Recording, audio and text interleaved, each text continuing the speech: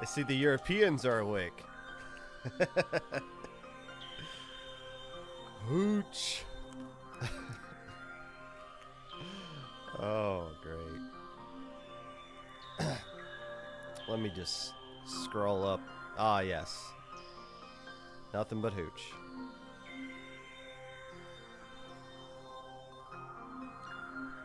Hooch City.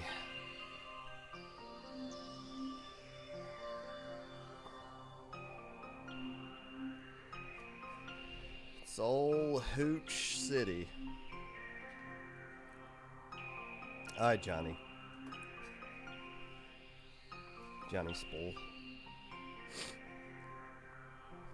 Is it cold where I'm at? Yeah. Yeah, it's really freaking cold. It is. Thank you for asking. It sucks.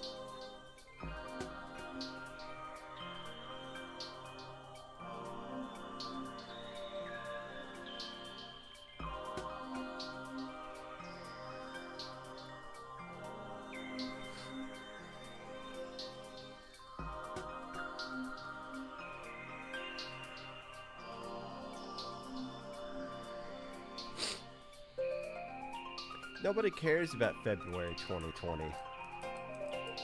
Collapsia is old news.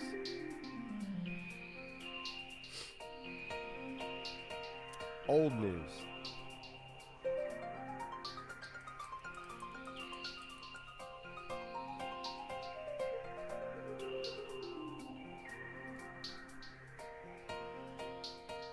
Collapsia is washed. You take that same Collapsia roster, play in Low Ink today. 2 words. Epsilon bracket.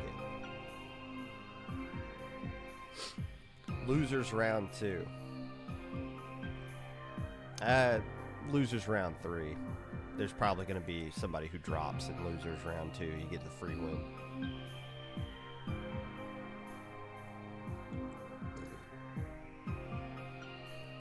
Hey now. Epsilon bracket is lovely this time of year. Isabel's not allowed. You're not allowed to have his... No. I remember playing... Okay, so I don't know if you remember, Johnny, but your round 1 opponent in that... it was an alpha bracket back then. That top cut was my team. And I remember Tetras... we played you guys with like Moray Towers, and I remember Tetras just absolutely wrecking our snot. And we were just like, this is impossible. Like, that was our first time making Top Cut, and we played you guys, and we're like, this is so stupid. Like, what are we supposed to do? We can't play with these guys. We're not even close to their skill level. This is miserable. And then the next month we won it. It was like, yes. We just faced the wrong team in Top Cut. That's all that was. It's like there's literally nothing we can do except get our poop pushed back in against these guys. This is just not fair.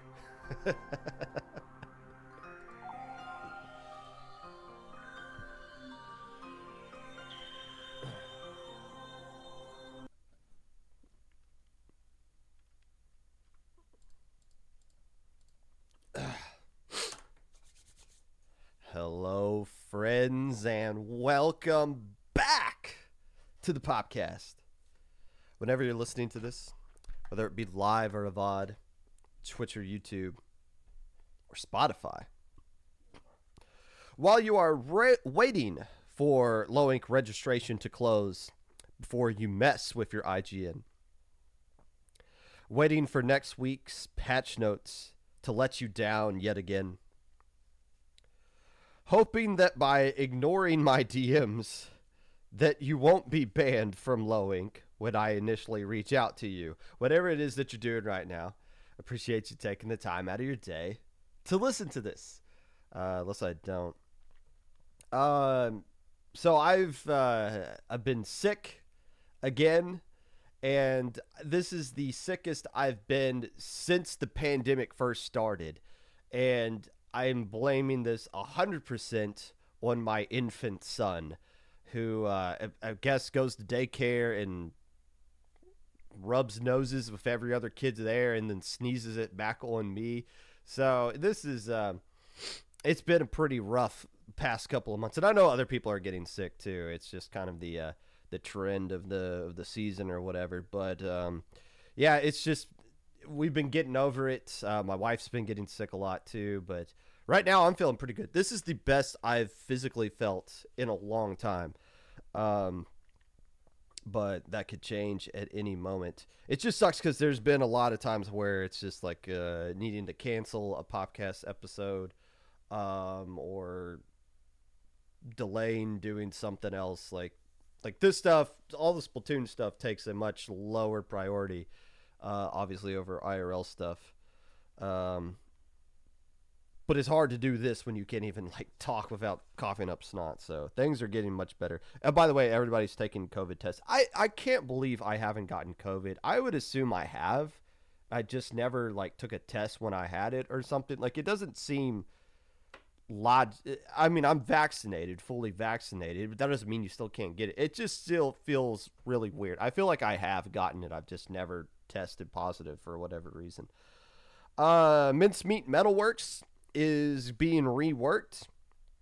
I don't know if it's going to be something that's going to be competitively viable or not. I'll say this, as Mincemeat stands right now, Rainmaker's not horrible. It's still not, I mean, it still doesn't mean you want to use it in a tournament, but if there was one mode on Mincemeat that was like something like you could at the beginning of Splatoon 3 you could do Mincemeat Rainmaker in a map pool and get away with it, just because there weren't that many maps in general. But if they were to make Mincemeat Rainmaker better to where we could use it in tournaments, that would be awesome. We don't have a lot of Rainmaker maps that people aren't going to complain about, and we don't have we have like 1-2 tower control maps that people aren't going to complain about. So if this just fixes Mincemeat Rainmaker, that's awesome. Clan Blitz is hilariously awful. Splat Zones is, if you have an E-leader, you love it. I guess if you have a tent player, you love it. If you don't have any one of those things, it is the worst map in the game. And I can't even remember the last time I've even played tower control on that. But still, it's cool. I like that they're at least acknowledging, like, okay, Mahi sucks, let's fix it. Mincemeat sucks, let's fix it. And if they can do that to some of these other maps, like the Hammerheads, the Eel Tails of the world, we can get some of those back in the map pools, and well, the competitive scene won't be super stagnant, which it is kind of with maps right now. News of tournaments may be of interest to the casual listener of the podcast. This is a very busy weekend for me. I'm going to need some hooch to get over it, to be honest with you.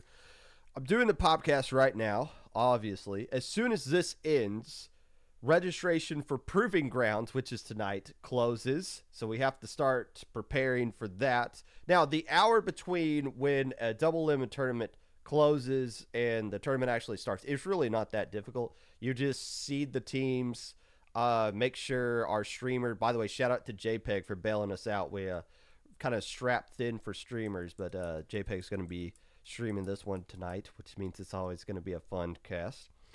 But other than that, and it's just make sure teams check in. Like, running a double limb tournament is really not that hard, but it's difficult when, as soon as Proving Ground starts, Low Ink registration closes, and that's a whole kind of mess right there, because you'll have everybody be like, okay, you didn't fix your splash tags, we're kicking you out. Wait, I fixed it 6 years ago. What do you mean? It's like, no, you didn't.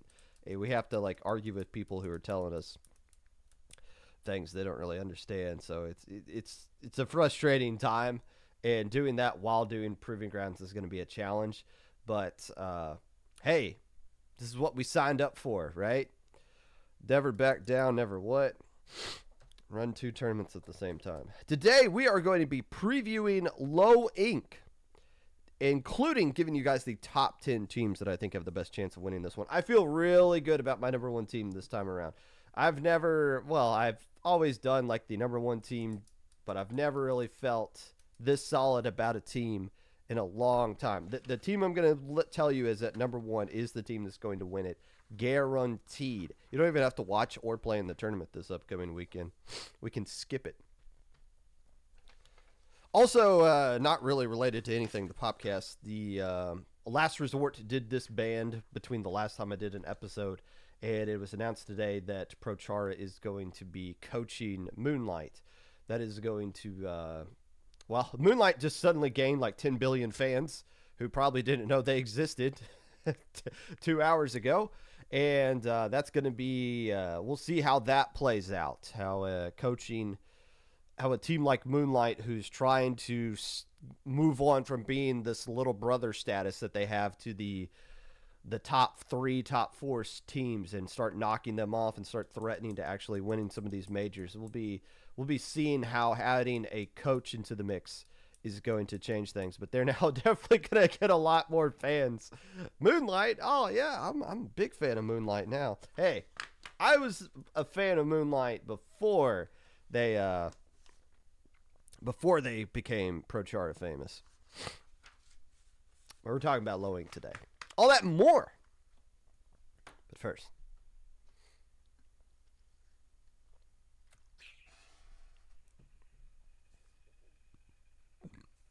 it seems like whenever I am sick and I do have to cancel an episode, it's always a Little Squid League episode. Turkey, what's up, my man? It's always a Little Squid League episode that I end up missing. Which sucks because it always feels, because I like talking about Little Squid League. It's one of my favorite non-IPL tournaments to talk about. Give me an excuse to wear a hat. And it seems like when I do talk about them, they don't have a stream. So it's like, well, I don't really have anything to watch. So I'm just kind of just going off of results that I see on the Battlefy thing, which, you know, it's basically what I do for the vast majority of the time, so be it. But now it's this rare combination where I do get to actually talk about Little Squid League, and there was a stream to go back and watch. Not a stream for the latter stage. We'll get to that later, so be it. But the stream for the matches you actually want to see, the top cut matches here on out. And I love watching Little Squid League. I genuinely do enjoy watching Little Squid League. Just because you see things that you don't normally see in an open tournament. And that's not to say that open tournaments are boring. I'm not the kind of person that's going to, machine and splash and shooter and pencil. This is boring. No, like, they're still playing those boring comps at a high level that's entertaining. But every now and then, not every now and then, it's always enjoyable to go back and see a low-level tournament where everything is a little bit off script as far as the things that players are using. And it's even more highlighted in Little Squid League than it is in Low Ink, because the skill level is that much lower that it creates more of an environment to where you're at liberty to do things that are more off meta, because the skill level is lower and you can get away with doing some things that you can't really do in open tournaments and still be successful unless you have a really good excuse for doing things. So the environment that Little Squid League creates produces a product that's at least enjoyable in my opinion, to watch. And it's not just the comps that the teams use, but it also opens up the door for counter picks to be a little bit more creative as well, which Little Squid League allows for counter picks, I believe, throughout the entire tournament now that it's a ladder event. Counter picks have gotten pretty stale at the top level of competitive Splatoon. So much so that it's literally a joke I make fun of every single time that it happens. Oh, look, game 2, Tower Control Art Academy. There's no way this map benefits you over your opponent. There's absolutely no way, because that's a map and mode they want to go to as well. It's not like you have some sort of competitive advantage, which is the whole point of a counter pick. But if everyone's using somewhat similar comps to each other and everyone knows each other really well at the upper echelon of the top of competitive Splatoon, then yeah, like counter picks become more standard and more boring. It's like Melee, but Melee only has 6 maps to choose from. But Melee's pretty much predetermined. Yeah, it's counter picks, but if it's I'm a Marth playing a Fox, I lose this game, that means I'm automatically going to pick this one for game 2, and game 3 is going to look like this in game 4. It's the illusion of free will. competitive Splatoon, at least at the top level, as counter picks are concerned, is starting to get that way as well. Little Squid League has a crap ton of maps that you can pick from, though. That does change things, opens up the door for things competitively to be changed as far as counter picks are concerned. But it's more so the fact that if your opponent is doing something way wacky different than what you are, that makes the counter picks more interesting, because it's like, okay, what is a map that would hinder what they do, or maybe forces them off of what they want to do and really benefits us? And you've seen some low-level teams really suck at that. They've had this opportunity. Oh, this map is staring us right in the face. This other team would be horrible here with what they want to do. It benefits us really well. And then they'll just go and pick something really dumb. And it's like frustrating. I thought the counter picks that Melon Float were throwing out there were really smart when they were playing this team 69 Supe. I believe I'm pronouncing that right. And that was the first match that I saw on stream. And I loved watching this match for one reason. 69 Supe ran a Hydra, a Respawn Punisher Hydra Nautilus comp. Now, on paper, that is you would never, ever do that kind of comp. That is not going to work out. Except that is the same exact comp that Destiny Troops used back when we were Div 2. We ran Hydra Nautilus in Splatoon 3. Why did we do it? Not because we think that comp is good. It's because you had me, the Hydra God, on Hydra, and we had Daybreak, a phenomenal Nautilus player. And it's like, why would we hinder either one of us? Let's just try to make this work. And for some reason, it worked until we lost, and then it didn't work. But it was still... But the point being, even if your comp makes absolutely no sense, if it's the right type of players, all of a sudden it makes sense. Everybody was running double Nautilus for a stint in Splatoon 2, thinking they could be Bagel and Biscuit, and then found out real quick, oh wait, this works for them because they're Bagel and Biscuit, and me and my teammate are not that, so it doesn't really work out that well for us. But Melon Float versus 69 Supe, the Respawn Punisher Hydra Nautilus comp, who kept wanting to go to Clam Blitz and seemed to be somewhat successful with Clam Blitz at that slower comp. The obvious counter pick is to go with something of Rainmaker, which is what Melon Float busted out in Game 5, going to Rainmaker Humpback.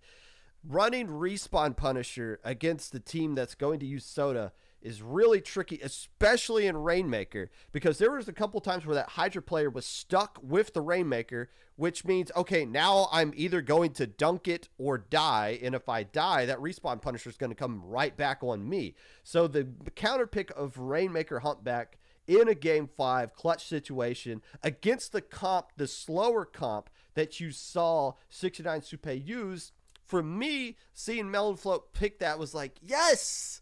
Finally, somebody who's using their own comp, highlighting it in a counter pick, while also exposing the weakness of the other team at the same exact time. And that's why that won that game. At least that's what I thought. And then I saw them pick it again in Game 5 of the other match against a team that was basically somewhat of a mirror match against them. So I was like, okay, maybe they weren't. Maybe they just lucked into that one, and that's just the favorite map that they like to use. Regardless, it worked out for them, and it was still fun to see them do that kind of thing. Which led into grand finals of Melon Float taking on Clowns Crowns. And commentators, listen well. You don't have to say the full name of a team that is a tongue twister every doggone time you want to talk about them. Clowns Crowns should just be commentated as the Clowns. I used to shorten team names all the times. Shiver Me Inklings, I would call them the Pirates. Melon Float you can get away with, but you don't have to sit here and fumble through Clowns Crowns every single time. Just call them the Clowns. So the Clowns are playing Melon Float here.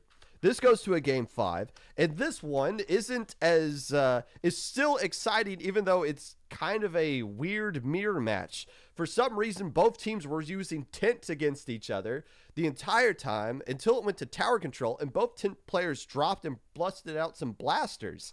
It's almost like they knew what their opponent was going to do, and they were just trying to match it here and there. Now, it was also a roller versus dualies, a double dually comp that Melon Float was using at times. Dapples and Splat dualies at the same exact time, which was cool to see. And it was just enjoyable to watch this set back and forth between these two teams. Fun stuff going on here. Melon Float picking Rainmaker Humpback in game 5 and Curb Stomping getting the KO pretty quickly, if I recall. So Melon Float going on there. So who is Melon Float is the question, because Little Squid League champions go on to do great things. Zest Fest, Octopi, and every other team that I'm forgetting. Did Wawa Wee Wah win one? I remember being upset that a team called Wawa Wee won a tournament. I feel like that was a thing that happened. But who is Melon Float? If you're wondering if Melon Float is playing this weekend, the last time I checked, which was a few minutes before I went live here, they have not signed up for Low Ink. So this won't be an opportunity unless they sign up in the next 2 hours for you to see them play immediately, because that is always the question of how good is the current Low Ink champion or Little Squid League champion, because they always play in Low Ink the next week or the week after or whatever. And they've always been making, as of late, sometimes flirting with a top 32 or a gamma bracket.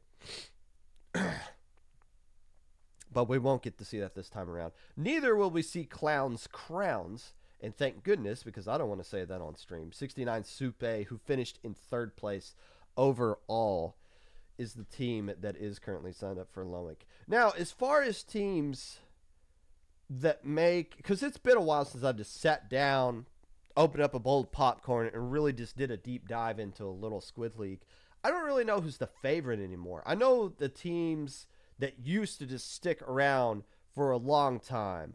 Oofish, they finally got Little Squid League banned, rightfully deserved. I would assume that they're not the Bamboo Dragons anymore. I don't know why their name is escaping me. I talk about them every single time. They shouldn't be in here anymore. So it's kind of a new way. Oh, I see the Whip Rays were in here. Fair enough. Cosmic Loctite. I mean, some of these names still jump out as names that I recognize. Seasick, good to see that they're finally getting the climb up there. ASC Kumo. But at the time, it's hard to say who would be the legit favorite going into these things. Origami Dragon, thank you. But it doesn't really matter who's the favorite anymore, because this is finally the format that Little Squid League has been wanting to do, but they haven't been getting enough teams to pull it off, so they've just been waiting, going back to their old formats of group stage or something like that. They finally went to the ladder stage here. This was a ladder tournament that fed into 2 brackets, a silver bracket and a gold bracket of single elimination top 16 teams in each one of those brackets. I don't know how this went. Again, there was no stream during it. And I didn't see any rage tweets of anybody being like, oh, this ladder was absolutely horrible. And it's not like I was looking for rage tweets or like that I care. But I am always curious what low level thinks of ladder, because it's been all over the place. The issue with Little Squid League is they've grown so big that it's hard for them to give everyone as many matches as they can so that they can improve and find some other scrim partners to get better, but also create a tournament that's fair enough to where you can determine a true champion in a fair way. It's difficult to do that. Oh, and also on top of all of that, do it in a time that's quick. And it seems like you can achieve 2 of those things, but you can't achieve all 3. In that third thing, somebody's really, really, really going to harp on you in the feedback channel or the feedbacks forum for that. So it's damned if you do, no matter what. And I just want to point out, doing a one-day tournament with 82 teams is really difficult to pull off as far as creating a fair tournament that's over in a quick amount of time. We're doing a double elimination 32-team proving grounds tonight. It's going to last 4 hours. Like, there's nothing you can do to make that faster. You can't just sit there and, like, force everybody to get KO'd in loser's bracket to move things along. Like, these sets competitive Splatoon takes time. Even a best of 3 takes time, and that's there's really nothing you can do. So I feel like Little Squid League with this format just said, to hell with it. Let's just create a scenario to where everybody gets to play as many matches as they want to play in a set amount of time. We'll take the top 16 teams, move them on, and I'm assuming they use a tiebreaker that's better than ours. If we had more time, if we did more ladder low inks, we would have changed like the default tiebreaker that Battlefy allows you to do. I forget off the top of my head, but I know the ones that we did suck. But my point being, Little Squid League's been constantly trying to experiment to solve this great problem they have of being successful. Low Ink would never run. We were shying away from running a one-day tournament that was this size, even 82 teams. That's why Low Ink is a 2-day tournament. Little Squid League couldn't do that. Or if they did, it would completely change the identity of what Little Squid League is. So I hope the ladder is something, I genuinely hope the ladder is something you guys enjoy that played it. I know if I was still, like back in the day when I was a low-level player, I loved playing in ladder tournaments. And the idea of a skill-capped ladder tournament would have been an absolute blast for me and my team. Unless that was the team that was trying to win it. And then it was just like, okay, do we stop playing now? Should we play another game? Do we wait? Should we pretend that to not check in so we don't have to play this team and like dodge them? Are we allowed to even do that? A lot of things go on with that. Regardless, congratulations to Melon Float, the Little Squid League number 36 champion. I was assuming Melon's already floated, unless this is some sort of boob reference, in which case, so be it. To each their own. I'm going to look at their logo real quick. It is a... The hell is that? It looks like their logo is a shark that is on an ice cream cone of some sort, and there's a cherry on its nose. When I think of Melon Float, that's the first thing that jumps out to my mind as well. LSL moves to start.gg. I'm telling you guys, you think start.gg is good for everything. It's not. It's good for group stage if you have many, many brackets. Otherwise, it's especially low-level players. That's not to say, like, you guys are idiots or anything, but I've seen Help Desk and Low Ink that would... it's difficult to figure out start.gg as a player. It's good for TOs, but just because SOS does it doesn't mean everyone else needs to do it. Sometimes you enjoy saying clowns, crowns. There's no way you enjoy saying that. Saying words is my least favorite thing to do. What's your least favorite low-level player? Mr. Egg 73 or Hollow? Given the choice between the two of them, I'd probably pick the Seasick Crocodile. Popgun, who's your least favorite player, Johnny or Snipes? So this is why you guys are the idiots in chat. As if I needed another example of that. All right. So Little Squid League happens. Minnow Cup happened the week before, then Little Squid League, and it all builds up into the granddaddy of them all, the tournament that eventually I'm going to leave and maybe say, hey, Little Squid League, do you want to buy this from us? Because I can't handle this anymore. Low Ink. And just to give you guys a reference for how many teams we have signed up as of 6:26 Eastern Standard Time, we still have an hour and 34 minutes to go. We have 197 teams signed up with another 13 pending. Now, some of them I think we've already banned and we haven't gone through and like cleared out yet, so that number's going to go down. There's a lot of teams, for whatever reason, don't have their splash tags entered, and we've been pinging them all week. So I don't know how many teams are going to get kicked for that. Hopefully not much. I don't enjoy kicking people for splash tags, but I mean, like, come on. I don't know how else to like tell you to pay attention to us. Um, but 197 teams. I did say at the beginning of the year I was going to predict that the uh, the doomsday lowing of 257 teams was going to happen at some point. This isn't going to be it. It's not even going to be close. June or July, though, that is the one you want to pay attention to. When all the kiddies get out of school and everyone's looking for something to do, mainly that July lowing. Usually, like the June one gets out of the way, and then everyone builds up hype for the July one. That is when things get really, really spicy. Is Turkey Slut still the best Charger player you've ever played with? Yes, honestly. Uh, you're the only Charger player I've ever played with, and you're still a slut. Um, so 197 teams. Am I going to spend time talking about all 197 teams in this one? No, I'm not. I will say this though. There are a couple of teams here that have signed up late that are really good, and it's going to be awkward if I can fit them into right places in the right times.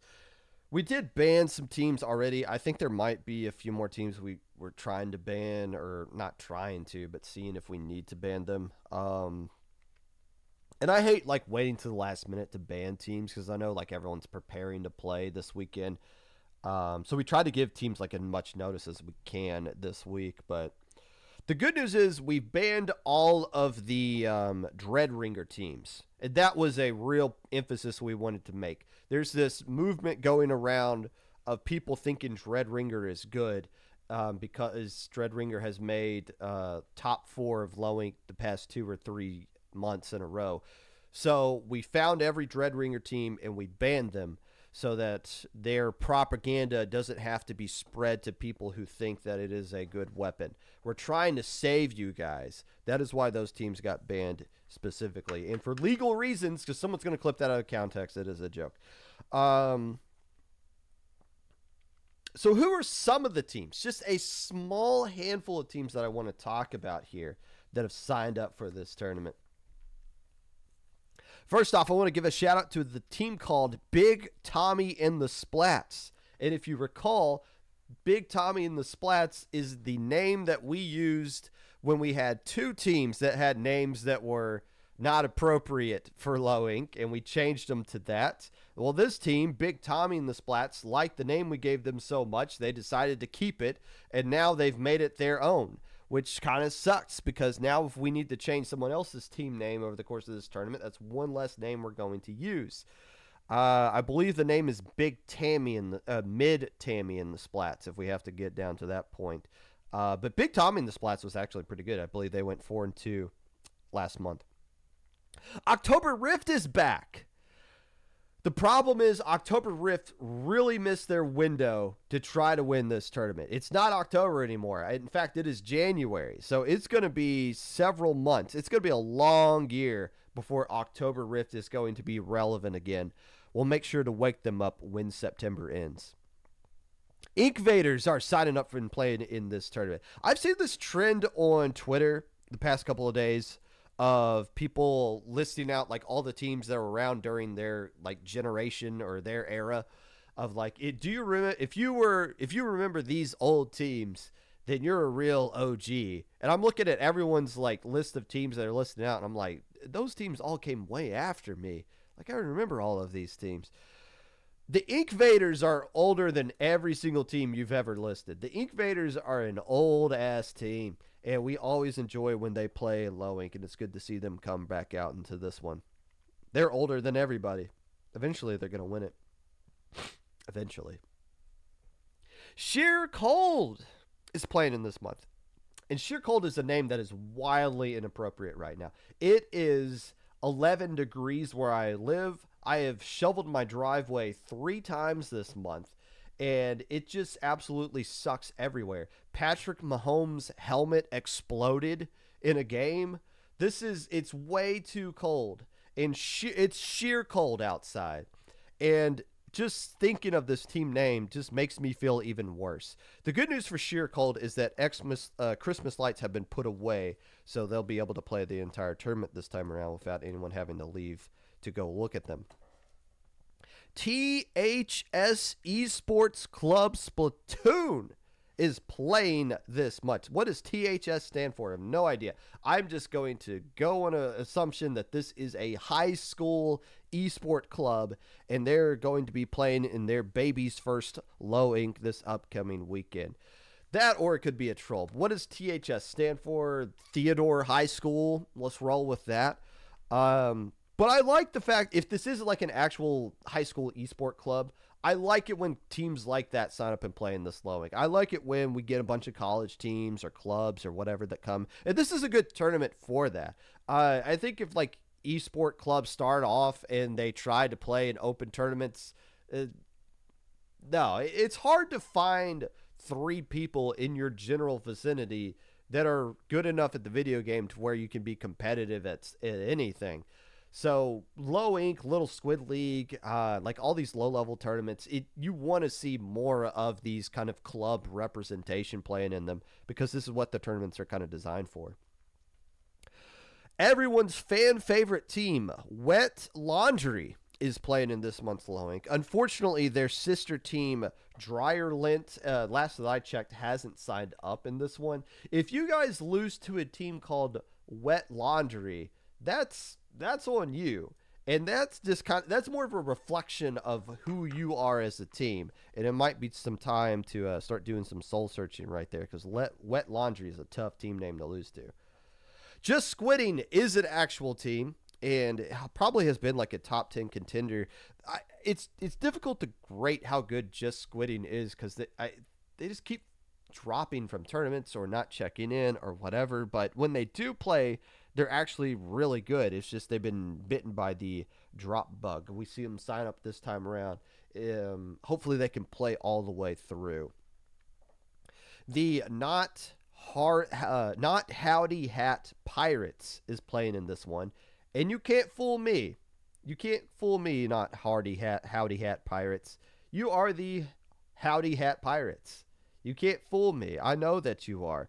The team that made Beta Bracket, in fact, made a decent run through Beta Bracket last month. You're not fooling anybody.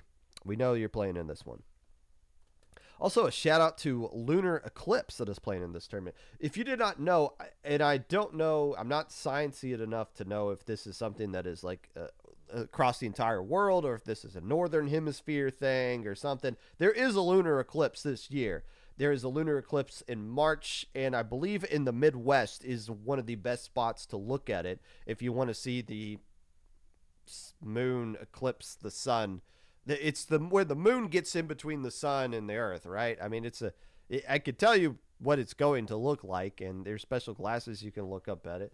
But there you go. There's that thing. The other thing I want to point out here, and this really confused me. You guys remember this team, what was it? Team Time or Tea Time. And they had this really dope logo I liked that was this little inkling here, just nonchalantly having a sip of some tea, giving you a little bit of a side eye. I love this logo. Can someone tell me why this logo is on a team called Moonshine, though? What is going on here? Is this Tea Time trying to trick us? Did they steal this image? Is this the same team? They're just trying to rebrand, but they just like, shoot, this logo is so dope, we're just going to keep this. I'm genuinely curious what's going on here with Moonshine and what they're up to. By the way, they do have a player that has T in their name. And shout out, all their players have their splash tags entered. That's a pretty nice thing to see there. Anybody else I want to talk about? So many teams have signed up today. So many teams. Who's this? Maddie and the Chronic Eepies. Nothing to say about that team. And now, since I left Battlefy, I have to check all the way back here. I got to load up everything else. Who is the most recent team to sign up?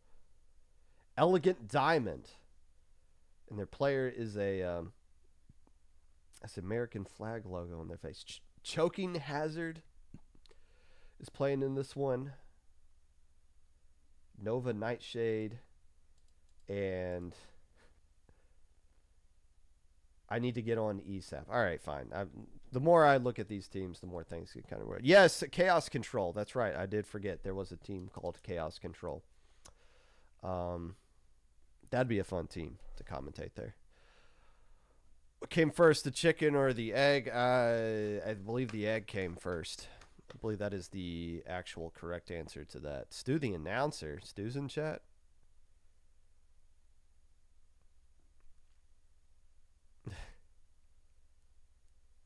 Thank you. Thank you for the Kids Bop knowledge. They're still making Kids Bop? Oh, stops at 2019. All right, good. That was I didn't know we needed kid versions of already chill songs. Thank you, Kids Bop, for that. All right. I think we're done previewing this tournament. Oh, by the way, there probably will be an Epsilon bracket. No, wait, no. There definitely will be. We're not going to have 40 teams drop.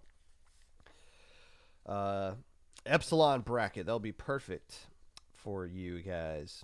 Which means Gamma bracket's going to be really competitive. Delta is going to be as well. That's enough of that, though. Low Ink top 10. And disclaimer, as we usually do here with the top 10s, because I've getting into a habit of doing these Friday mornings when most of the teams have signed up. And then you look through the list, and it's like, okay, a bunch of other teams have signed up since I've done this one. Teams that are not going to show up in this top 10. And it's not fair to really put them in the honorable mention. Joe Cephalopod, Joe Starfish. They signed up a couple of hours ago. And they still signed up. Yes, Joe Cephalopod, Joe Starfish is signed up. That is a team that I believe I put at number 1 back in October, and they finished in the top 4, I feel like. And I don't think we've really seen them since then, so I've kind of forgot about them. But they are a top 10 team. The problem is they signed up after I already did this, and I don't want to do the math of like, okay, let's move this around, and oh, well, they should go in here. That bumps everybody down. So if there is a community poll, has there been a community top 10 list released this month? If so, JoJo needs to be somewhere on that top 10. But I left them out of mine. Sorry, not sorry. Honorable mentions. Forgotten is here in the honorable mention, and before the last time I was like, oh, I just forgot them to put them in the top 10. I feel like they're going to punish me for it. This time around, as I looked over the top 10 teams that I had, it's just like I can't find room for them. If they had done a little bit better last month, I feel like I could have justified putting them over some of these teams that we got listed here. But I still feel like there's 10 teams that should be above them. I'm not saying Forgotten can't beat or win this tournament. I just feel like these other 10 teams are a little bit more deserving as of right now. Inkception, I got as an honorable mention. I'm happy for them. I'm happy they've gotten so much better. I believe they went 5-1 last month. They're in the honorable mention. You could make the argument for them to be a top 10 team. I just want to see them do it again. When teams get into this category of like going 5-1 and threatening to make alpha bracket, it's like, okay, can you do it consistently, or was this just an outlier? We've seen a lot of teams be just outliers in 1 month. I want to see Inkception do it again. If so, they'll probably be a top 10 team. Zestfest is in here as well. Same kind of category. They won a Little Squid League. They did really good last month. Not just no room for them anywhere, but they'll be a team that's going to be really good over the course of this year. So I think that's it. Let's get into it. Top 10 list sponsored by Stu's Kid Bop. Facts of the day. Number 10. I'm going to roll the dice on Sugar Rush here. A team that has players with little Squid League experience and has played in some SOS and other open events, making their first appearance here in Low Ink. This is the baby's first Low Ink for Sugar Rush. And it seems like this is a tourney they should have been playing in for a while based on their open results. But I feel like they're going to come into this one right off the bat and make Alpha Bracket in their first time in.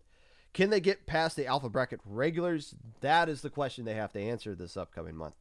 Why are they at number 10, though? There is no way a team called Sugar Rush could win a 2-day tournament. Sugar Rushes only last for a handful of hours, if that, and the crash is devastating. It's your whole body just absolutely shutting down, and you feel like death has finally come for you. So keep an eye out on Sugar Rush, especially in the first couple of rounds. But there's no way they'll have enough stamina to make it all the way through Sunday unless they're just constantly injecting sugar into their veins. Number 9.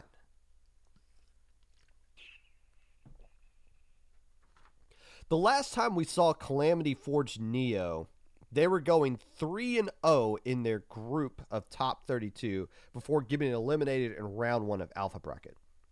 That was back in October, though. Since then, they've been playing in open tourneys such as Squid Junction and SOS, grinding in non-skill cap tourneys, which always leads to success in Low Ink. I'm predicting they'll do better than just making Alpha Bracket and will make a run into at least top 8 this time around, unless they get fed in Monster in round 1, which is likely considering I got a lot of monsters ahead of them here in this list. Number 8. It's fitting that this team is at number 8 because 789 is the name of the team.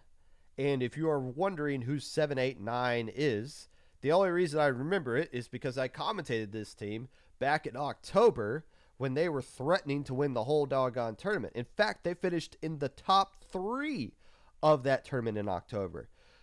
Why do I have them all the way down at number 8 after finishing in the 3rd place spot in a major Low Ink this past, 3 months ago? We haven't seen them do anything. They haven't played in any tournaments, at least we can see, unless they did like some challenge stuff somewhere. So I don't really know how current 789 is or how ready they're going to be this time around. And I think their roster has changed slightly a little bit in the past 3 months as well. This could be a team that just pops up and absolutely wins it, so I got to sneak them in here somewhere. Number 8 feels perfect for 789. Number 7. Remember Red Pacific from 2022? Alpha Bracket regular, usual top 10 team.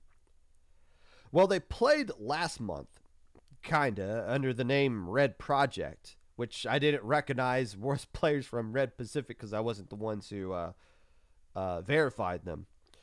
Now it's not the same exact roster as back then. If you recall, this is the team Gus spawned from.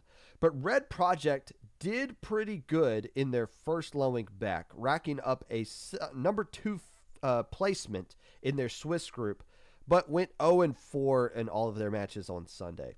Now they've added Vizzy from Shine, which was a team that didn't play up to their potential last month, so we will see how they will do this time around with their revamped roster and now dropping the project and officially becoming the Red Pacific that they were always meant to be.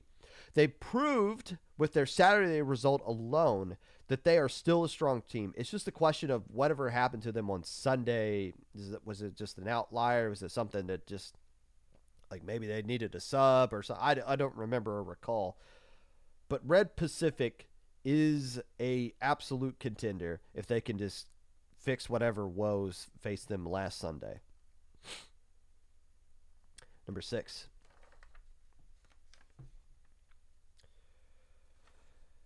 The team name I cannot pronounce and not even going to try, so I just refer to them as Triple Waffle, is coming off of a Minnow Cup win, which was always a good thing for Low Inc. in the when you play in Low Inc. that same exact month.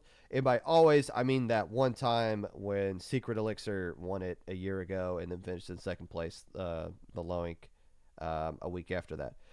The good news is that they are the reigning Minnow Cup Splat Zones champion from 2 weeks ago.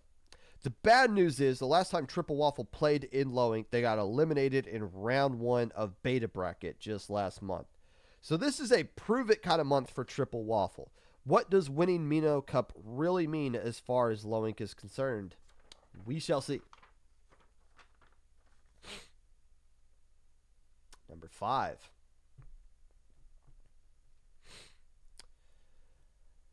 I've said before that I have undervalued Hydra, and I wasn't going to make that same mistake again.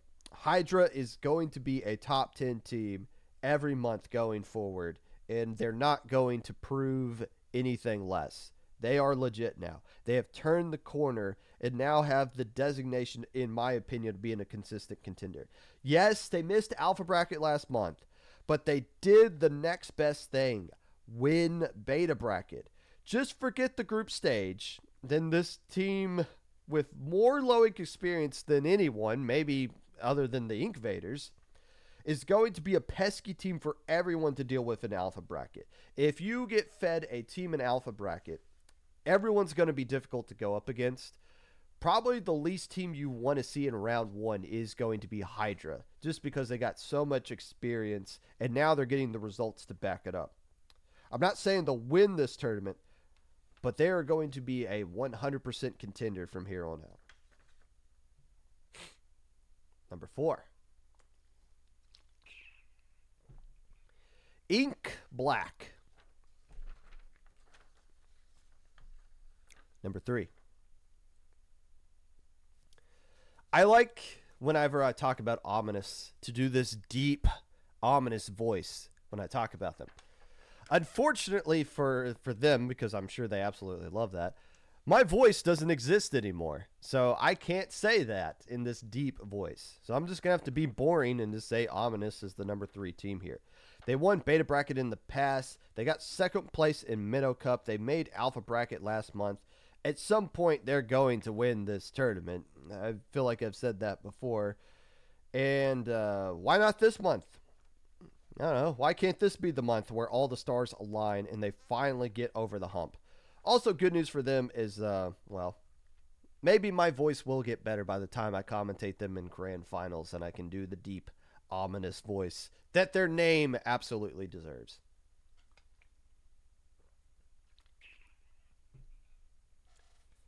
Number 2. Solo Q wins the award for being the monster out of nowhere last month, racking up a 6-0 Swiss record on their way to a top 8 Alpha Bracket finish, only losing to tourney champion Matter of Opinion 1-3 in the second round of Alpha Bracket. This isn't exactly the same exact roster they had last time, though. One player's out, one player's in. And they also won't have the element of surprise that we see so many teams have in Low Inc. This month, someone else will be the solo queue team that nobody expects to go 6-0 and threaten to win the whole tournament. Everyone will be giving solo queue their best effort this time around, but they got the talent to handle it. Solo queue is a horrible thing for competitive players to do in this game, but it'll be a great team in this upcoming Low Inc. this weekend. However, every single team I mention, ain't a single one of them are going to beat this team that I'm about to mention right here. Number 1, and the team that is going to win the January 2024 Low Inc. Of all the teams still standing from last month, Blaze remains the best. The team that finished comfortably in 3rd place overall and secured wins against Alliance Moon, beat Ominous twice, beat Overtime, and another Alpha Bracket team that I can't pronounce. They also reached out to me after the tournament and asked for some advice, and I completely forgot about them, and I never responded to them. So I never gave them any advice that they asked for. My bad. But I like the fact that they finished top 3 in a low ink, and their thought was, let's reach out to some people and see if we can find a way to get better. I expect this team to be even better than they were last month. Blaze will be the first low ink champion of 2024. Super Team name Super Team 5 did not get mentioned. You might want to open up Twitter. They're not even eligible for low ink anymore. They got banned. So that's everyone. No Chaos Control. No Retro Radio in my top 10. So if you are wondering, wow, why does Popgun hate those teams? Here's something you could do. If you did not like the fact that I did not put you anywhere in the top 10, or I put you in the honorable mention, or you don't like your placement in the top 10, or you don't listen to the podcast and you don't really care, which is probably the right way to go about things. The good news is I always offer apologies when they're due on the Monday episode of the podcast. You get to prove me wrong this upcoming weekend. So do just that. And we're going to end this episode a little bit early because we got to close the proving grounds and get started on closing low ink at some point here. Just Squidding wins if they can 2-0 the check-in button. That's easier said than done. If you'd like to be a part of the Popcast in any way, feel free to reach out to me at my socials, Discord Popgun, YouTube at 25 Popgun, Twitch at Popgun 25. DMing me this weekend is not a good idea. Maybe wait till Monday or Tuesday. Literally starting from this moment on, it's going to be extremely hectic for me. And also there is a sleeping PJ in the room behind me who's going to need a bottle in a couple of hours. So let's find somebody to raid. Oh, hey, let's go to let's go to this person. Make sure you guys get vaccinated. Use this final hour to get your team rosters in order, splash tags, all that good stuff. Have fun this weekend, whether you're playing or watching, and we'll see you guys on Monday.